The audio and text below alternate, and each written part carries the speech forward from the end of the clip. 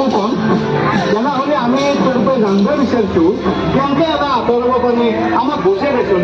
বাপুকন দে ক আৰু ৰাইজ আপোনালোকে মন দি শুনিব।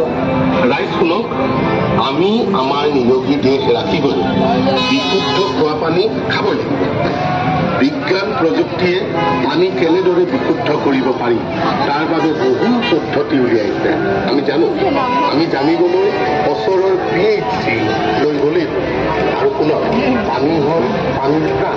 বিশুদ্ধ খোৱা পানী যদি আমি নাখাওঁ, ইয়াৰ পৰা পেটৰ নানা ৰোগ গ্ৰহণী কলেৰা আদি হৈ আমাৰ মৃত্যু হ'ব পাৰে। একেবাৰে সঁচা কথা কৈছে বাপুকনে। আৰু শুনক, আমি শিক্ষাৰ প্ৰতি আগ্ৰহী হ'ব লাগে। ডম্বল গাই ছোৱালীজনী বোলে স্কুললৈ নগ'লে ক'ৰ পৰা পঠাই গ'ল। শিক্ষাই মানুহৰ জীৱনত বহুত প্ৰভাৱ পেলায়। গতিকে সকলোৱে স্কুললৈ যাব লাগিব।